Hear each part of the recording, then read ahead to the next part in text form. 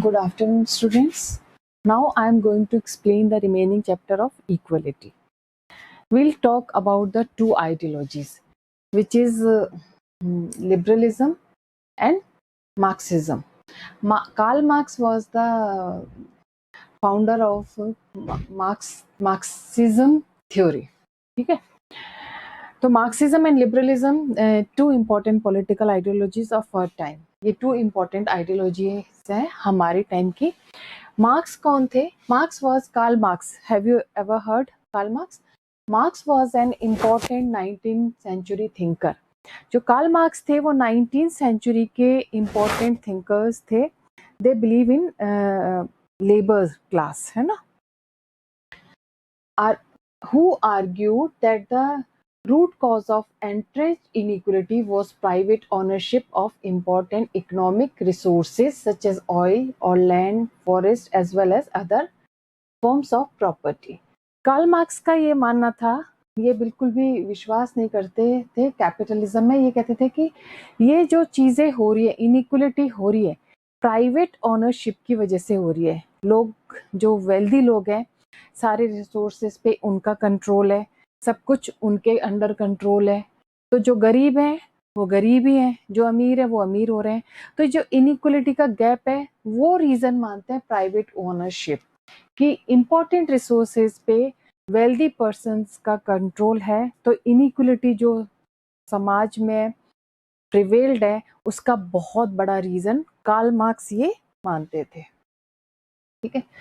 He pointed out that such private ownership did not only make the class of owners wealthy, it also gave them political power. ये तो आपने देखा भी होगा. उन्होंने point out किया कि जो प्राइवेट ओनरशिप से क्या होता है, रिसोर्सेज पे कंट्रोल तो होता ही है प्राइवेट ओनरशिप में, और क्या होता है, पॉलिटिकल पावर भी वो एक्वायर कर लेते हैं on the basis of their wealth. Wealth के बेसिस पे वो अपनी ओनरशिप, जो पॉलिटिकल पावर है, उसको भी एक्वायर कर लेते हैं. जो गरीब है वो गरीब रह जाता है. वो इनइक्वलिटी जो एक वाइड गैप है वो गैप ही रहता है, according to Karl Marx. Such power enables them to influence state policies and laws, and this could prove at the democratic over government. मतलब ये कह रहे थे कि जो ऐसी पावर्स हैं, है ना, ये स्टेट पॉलिसीज को, भाई प्राइवेट ओनरशिप के पास पॉलिटिकल पावर हो गई तो वो क्या करते हैं, सेल्फ इंटरेस्ट में पॉलिसीज बनाते हैं, सेल्फ इंटरेस्ट में लॉज बनाते हैं. फायदा उन्हीं को ज्यादा होता है. जो एक क्लास है, एक जो ग्रुप है, जो वेल्दी नहीं है, जो पुअर हैं, उनके लिए ये लोग नहीं सोचते. तो कार्ल मार्क्स कह रहे हैं कि इनइक्वलिटी जब तक रहेगी जब तक कि स्टेट का कंट्रोल उस पर नहीं होता. प्राइवेट ओनरशिप रहेगी तो ये इनइक्वलिटी भी रहेगी. ये कार्ल मार्क्स का मानना था.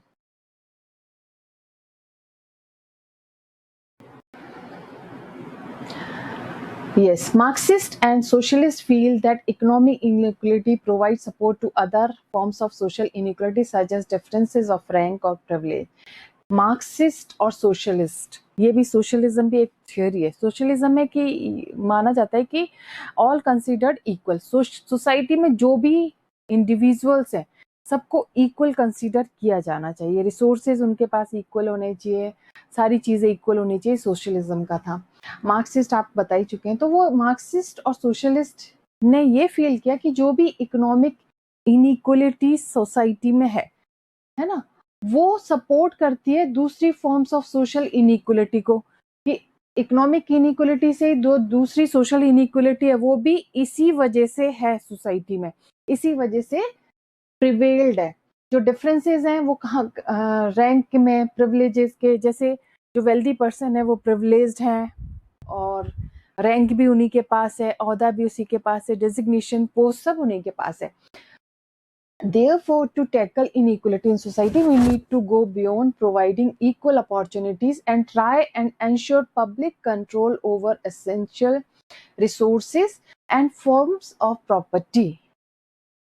अपन ने प्रीवियसली पढ़ा था कि इक्वलिटी ऑफ अपॉर्चुनिटी अगर होगी तो हम इक्वलिटी, ऐसी कंडीशंस अगर स्टेट प्रोवाइड कराए लोगों को जिससे कि वो खुद को ग्रूम कर सकें, खुद को डेवलप कर सकें, स्किल्स डेवलप कर सकें, तो वो उनका मानना ये है कि इनइक्वलिटी को टैकल करने के लिए हमें प्रोवाइडिंग इक्वल अपॉर्चुनिटी से बियॉन्ड जाना पड़ेगा, इक्वल अपॉर्चुनिटी से बियॉन्ड जाना पड़ेगा, और ये एंश्योर करना पड़ेगा कि जो पब्लिक कंट्रोल है, जो अदर एसेंशियल रिसोर्सेज है, उस पे पब्लिक कंट्रोल होना जरूरी है। प्राइवेट ओनरशिप नहीं है, प्रॉपर्टी हो गया। तो वो ये मानते थे कि भाई इक्वलिटी ऑफ अपॉर्चुनिटी के बियॉन्ड अगर हम सोचें तो कुल मिला के अगर हम इसको एक लाइन में समझ सकें तो ये समझ सकते हैं कि इस जो इम्पोर्टेंट रिसोर्सेज हैं, जो एसेंशियल रिसोर्सेज हैं, उस पे कंट्रोल किसका होना चाहिए? किसका कंट्रोल होना चाहिए? स्टेट का, गवर्नमेंट का, है ना। Such views may be debatable, ऐसे व्यूज ऑब्वियसली डिबेटेबल हैं, but they have raised important issues which need to address. पर इन्हीं इश्यूज से, डिबेटेबल तो है, पर इन्हीं इंपॉर्टेंट इश्यूज से हमें मतलब बहुत सारी चीजें एड्रेस होती हैं, बहुत सारी चीजें समझ आती हैं। अब दूसरा अपोजिंग पॉइंट ऑफ व्यू वो पाया जाता है लिबरल थ्योरी में, है ना। लिबरलिज्म, क्लासिकल लिबरलिज्म हम पढ़ चुके हैं फ्रीडम चैप्टर में। क्लासिकल लिबरलिज्म में ये था कि जितना कम स्टेट कंट्रोल हो उतना ही लोग फ्री हैं। इससे अलग हम इक्वलिटी की बात कर रहे हैं, पर मैं आपको एक थोड़ा सा एग्जाम्पल देके समझा देती हूँ कि लिबरलिज्म होता क्या है। ये भी एक आइडियोलॉजी है। क्लासिकल जो लिबरलिस्ट थे, जो थिंकर्स थे, एक मॉडर्न हो गया, एक क्लासिकल हो गया। क्लासिकल ये मानते थे कि स्टेट का बिल्कुल भी कंट्रोल नहीं होना चाहिए, अगर फ्रीडम दी जानी चाहिए तो फ्रीडम रहे। फिर धीरे धीरे चेंजेस आया ओवर द टाइम, लिबरलिज्म में ये आ गया, मॉडर्न लिबरलिज्म में, कि भाई जहाँ रिस्ट्रिक्शंस जरूरी हैं, डिजायरेबल रिस्ट्रिक्शंस अगर हैं तो वो होना चाहिए। इसी तरह अपोजिंग पॉइंट ऑफ व्यू इनका इक्वलिटी को लेके भी, इनइक्वलिटी को लेके भी है। Liberals uphold the principle of competition as the most efficient and fair way of distributing resources and rewards in society में। ये बिल्कुल अपोजिट व्यू हो गया इनका। वो कह रहे हैं, लिबरल्स कहते हैं कि प्रिंसिपल ऑफ जो कंपटीशन है, कंपटीशन का जो प्रिंसिपल है, जो सिद्धांत है, वो सबसे ज्यादा एफिशिएंट है और फेयर है, जिसमें रिसोर्सेस लोगों को अपनी एबिलिटी और स्किल के बेसिस पे प्रोवाइड हो। वो ये मानते हैं कि चल स्टेट का कंट्रोल ना हो तो कंपटीशन इतना फेयर हो कि जो रिसोर्सेज हैं लोग अपनी एबिलिटी, अपने स्किल के हिसाब से एक्वायर करें।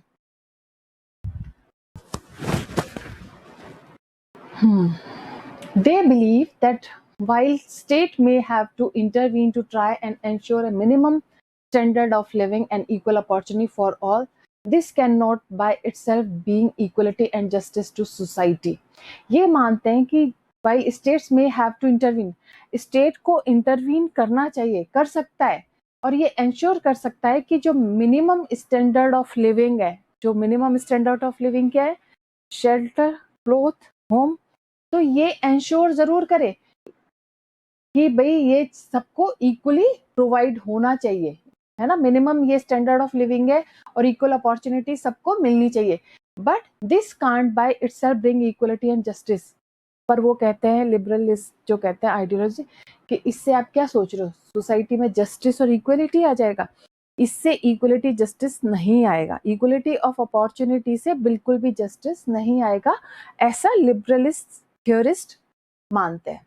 Competition between people in free and fair condition is the most just and efficient way of distributing rewards in society. वो कहते हैं कि कंपटीशन, अगर कंपटीशन होता है, जो भी फ्री एंड फेयर कंपटीशन अगर होता है, तो हो सकता है कि ये एक एफिशिएंट वे हो, जहाँ पे रिसोर्सेज रिवॉर्ड, सोसाइटी में रिसोर्सेज डिस्ट्रीब्यूट हो, रिवॉर्ड डिस्ट्रीब्यूट हो, वो किसके अकॉर्डिंग होंगे? एबिलिटी, स्किल के बेसिस पे होंगे। वो कह रहे हैं अपॉर्चुनिटी तो पई है कि लिविंग स्टैंडर्ड के लिए प्रोवाइड करवा दो, लेकिन अगर आपको जस्ट सोसाइटी चाहिए तो उसमें फेयर कंपटीशन होना चाहिए, जिसमें कि लोग अपने आप को डेवलप कर सकें, अपने आप को इम्प्रूव कर सकें। For them, as long as competition is open and free, inequality are unlikely to become entrenched and people will get due reward for their talent and forms. वो कहते हैं कि जितना कंपटीशन ओपन होगा, फ्री होगा, inequality जैसे जो एंट्रेंस्ड inequality है, फर्मली एस्टेब्लिश जो इनइक्वलिटी है ना, जो फर्मली एस्टेब्लिश हो चुकी है सोसाइटी में, है ना, people will get due reward their talents, और उसी सोसाइटी में हो सकता है लोग अपने टैलेंट के बेसिस पे रिवॉर्ड को एक्वायर करें, they can get, people can get reward from on the basis of their talent. तो ये लिबरलिस्ट थ्योरी का मानना था। For liberals, the principle of competition is the most just and efficient way of selecting candidates for jobs or admission to educational institution। जो liberals हैं, जो liberalist theorist है, वो मानते हैं कि जो principle of competition है ना, वो सबसे ज्यादा just है, सबसे ज्यादा efficient है ना, जिसमें कैंडिडेट सेलेक्ट हो सकते हैं जॉब्स के लिए भी, और एजुकेशनल इंस्टीट्यूशन में भी वो अपने कंपटीशन के बेसिस पे सिलेक्ट हो सकते हैं। For instance, in our country many student hope for admission to professional courses and entry is highly competitive. मान लीजिए हमारी कंट्री में बहुत सारे स्टूडेंट्स प्रोफेशनल कोर्सेज के लिए एडमिशन चाहते हैं, जैसे प्रोफेशनल कुछ भी प्रोफेशनल कोई भी चीज एक्वायर करना चाहते हैं, तो वो हाईली कॉम्पिटिटिव होता है। From time to time the government and the courts have stabbed it to regulate educational institution and the entrance test to ensure that everybody gets a fair and equal chance to compete। Time to time क्या करना चाहिए government को और court को, मतलब इस educational institute को regulate करना चाहिए, है ना, जिससे कि जो एंट्रेंस एग्जाम है वो इंश्योर करे कि हर व्यक्ति को इक्वल एंड फेयर चांस मिलेगा कंपटीशन का। वो ये कह रहे हैं कि फेयर जो कंपटीशन होगा उसमें हर व्यक्ति को अपनी एबिलिटी के हिसाब से, अपने टैलेंट के बेसिस पे उनको जो भी जहां पे भी वो अचीव करना चाहते हैं वो अचीव कर सकते हैं। Some may still not get admission but it is considered to be a fair way of distributing limited seats. कुछ हो सकता है कुछ को एडमिशन नहीं मिल सके, कुछ जैसे लिमिटेड सीट्स हैं वो फेयर वे में क्या होगी, डिस्ट्रीब्यूट हो जाएगी। उसमें किसके बेसिस पे, कंपटीशन के बेसिस पे, फेयर कंपटीशन के बेसिस पे, ओपन कंपटीशन के बेसिस पे। अब सोशलिज्म मैं बताती हूँ आपको कि सोशलिज्म होता क्या है।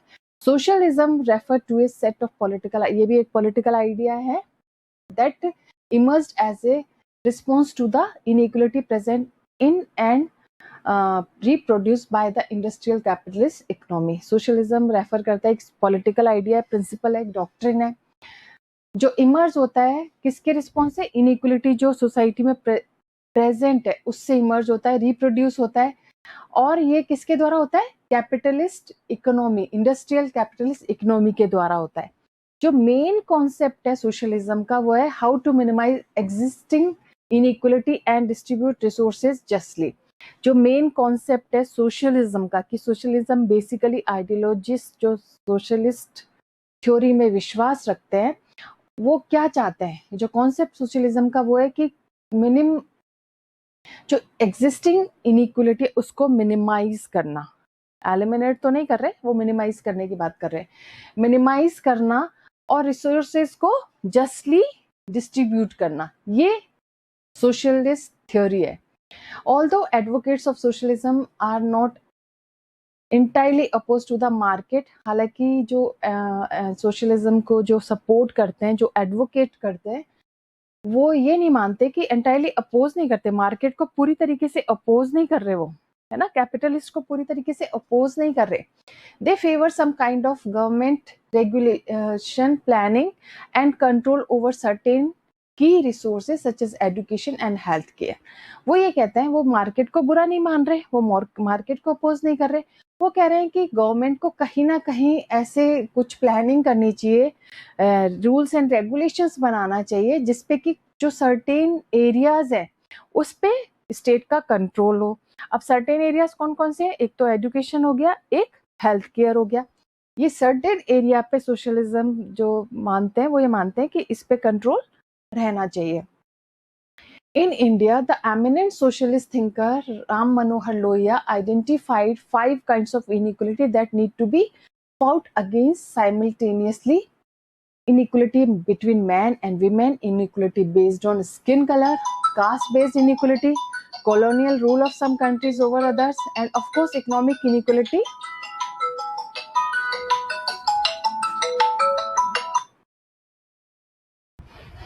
ठीक है, राम मनोहर लोहिया इंडिया में जो एमिनेंट सोशलिस्ट थिंकर थे वो थे राम मनोहर लोहिया। उन्होंने 5 काइंड्स ऑफ इनइक्वलिटी को रिकॉग्नाइज किया, आइडेंटिफाई किया।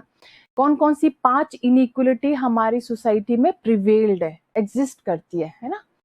तो एक तो है between man and women, gender जो डिस्क्रिमिनेशन है वो, स्किन कलर के बेस पे जो इनइक्वलिटी है, कास्ट बेस पे इनइक्वलिटी है, colonial rule of some countries जिसमें कॉलोनीज दूसरे जो कंट्री अपनी कॉलोनी एस्टेब्लिश कर लेते हैं, उस जो वहाँ के रेजिडेंट है, कॉलोनियल जो रेजिडेंट है उनके बीच में जो इनइक्वलिटी है। ठीक है, तो economic inequality, of course economic inequality. तो ये 5 तरह की इनइक्वलिटी जो राम मनोहर लोहिया है उन्होंने मानी थी। This might appear self evident idea today, ये एक सेल्फ एविडेंट आइडिया है आज के दौर में, कह सकते हैं आप। बट ड्यूरिंग लोहिया's time it was common for the socialist and argue that class inequality was the only form inequality worth struggling against. अब ये लोहिया के टाइम में उन्होंने जो भी सोचा उनके टाइम में बिल्कुल सटीक था। ठीक है, इट वॉज कॉमन, ये सोशलिस्ट के लिए कॉमन था ये आर्ग्यू करना कि जो क्लास इनइक्वलिटी है वो केवल जो स्ट्रगल कर रहे थे, जो स्ट्रगलिंग फॉर्म में थे, उनके मतलब वो इनइक्वलिटी उनकी वजह से थी। मतलब उनके टाइम में कुछ और था, आज के टाइम में कुछ और है। तो वो लोहिया का आज के अगर प्रेजेंट कॉन्टेक्स्ट में बात करें तो वो उतना फिट नहीं बैठता जितना कि उनके टाइम में बैठता है। कॉलोनियल, आज हम लिबरेट हो चुके हैं, आज हम को आज़ादी मिल चुकी है। वो उन्होंने जो बताया था कि कॉलोनियल रूल जो सम कंट्रीज में एस्टेब्लिश है, वहाँ पे उनके जो रूल्स हैं, पॉलिसीज है, उनके अगेंस्ट, तो उनके टाइम की बात है। तो ये थोड़ा सा डिफरेंस है। Other inequality did not matter to would end automatically if economic inequality could be ended. वो कह रहे हैं कि इकोनॉमिक इनइक्वलिटी अगर खत्म हो जाए तो बाकी की इनइक्वलिटी भी अपने आप धीरे धीरे खत्म होने लगेगी। Lohia argued that each of these inequality had independent roots and had to be fought separately. लेकिन लोहिया क्या कहते थे कि ये जितनी भी inequality है, 5 kinds of inequality है, ये इनको इंडिपेंडेंट, इनके रूट कॉज इंडिपेंडेंट है और इनको टैकल भी इंडिपेंडेंटली, सेपरेटली, साइमल्टेनियसली इनको टैकल करने की जरूरत है। He did not speak of revolution in the singular. मतलब कुल मिला के वो ये मानते थे कि इन 5 पे वर्क करने की जरूरत है, फोकस करने की जरूरत है। इकोनॉमिक, कोई लोगों का मानना है कि इकोनॉमिक इनइक्वलिटी अगर खत्म हो जाती है तो बाकी की अपने आप हो जाएंगी, क्योंकि मेजर जो है वो इकोनॉमिक इनइक्वलिटी है। लेकिन ये कहते हैं कि नहीं, साइमल्टेनियसली सबको एक एक बार टैकल करना है, सब अपने अपने इंडिपेंडेंट जो भी रीजन है उनके इंडिपेंडेंट रूट कॉज है। For him, struggle against these 5 inequality constituted 5 revolutions. He added 2 more revolution to the list: revolution for civil liberties against unjust encroachment to private life, and revolution of non-violence for enunciation of weapon in favor of satyagraha. These were the 7 revolution of Sapra क्रांति which for Lohia was the ideal of socialism. इस तरह के revolutions, उन्होंने कहा इस तरह के revolutions की जरूरत है, सेपरेटली हैंडल होना चाहिए। तो इस तरह का उनका जो आइडिया रहा सोशलिज्म का, लोहिया का, वो ये था, राम मनोहर लोहिया का। So unlike socialist, liberal do not believe that political, economic and social inequality are necessarily linked. अब सोशलिस्ट तो मानते थे ये एक दूसरे से लिंक्ड है, लिबरल्स क्या मानते थे, ये जो पॉलिटिकल, इकोनॉमिक और सोशल इनइक्वलिटी है ये जरूरी एक आर नेसेसरीली लिंक्ड, ये एक दूसरे से लिंक्ड है, जुड़ी हुई है। ये कहते थे कि 5 अलग है, उनको अलग हैंडल करना चाहिए, रूट कॉज अलग है उनके, इंडिपेंडेंट है, उनको सेपरेटली हैंडल करना चाहिए। लेकिन लिबरलिज्म है, जो लिबरलिस्ट है, वो ये मानते हैं कि एक दूसरे से जुड़ी हुई है, जितनी भी इनइक्वलिटी एक दूसरे से जुड़ी हुई है। दे maintain that inequality in each of these sphere should be tackled appropriately. They maintain that वो मेंटेन करते हैं कि इनइक्वलिटी जो हर स्फीयर में उसको टैकल अप्रोप्रिएटली करना चाहिए. Democracy could help to provide political equality. Democracy से हो सकता है, डेमोक्रेसी क्या कर सकती है, पॉलिटिकल इक्वलिटी प्रोवाइड कर सकती है, but it might be necessary to also devise different strategies to deal with social differences and economic inequality. लेकिन बहुत ज़रूरी स्टेप्स ये भी हैं कि जो सोशल डिफरेंसेस हैं, इकोनॉमिक इनइक्वलिटीज़ है, उनको भी डिवाइस करना ज़रूरी है. The problem of liberal is not equal inequality as such but unjust and entrenched inequality which prevent individual from developing their capabilities. जो प्रॉब्लम है लिबरल्स की वो क्या है कि not equal inequality. Inequality problem नहीं है, वो चाहते हैं जो अनजस्ट है, इनइक्वलिटी में भी जो अनजस्ट है, जो एंट्रेंस्ड है, जो फर्मली एस्टेब्लिश हो चुकी है, विच प्रिवेंट, वो रुकनी चाहिए हर इंडिविजुअल की, जिससे कि वो अपनी कैपेबिलिटीज के अकॉर्डिंग अपने आप को डेवलप कर सकें, अपने आप को मतलब ग्रो कर सके, पर्सनैलिटी ग्रो कर सके. नेक्स्ट जो टॉपिक आएगा वो है how can we promote equality. इसमें आएगा कि हम इक्वलिटी को कैसे प्रमोट कर सकते हैं. ये पूरा डायमेंशंस आ गए, इक्वलिटी क्या है ये आ गया. अब हम कैसे प्रमोट कर सकते हैं, will continue tomorrow. Till then bye.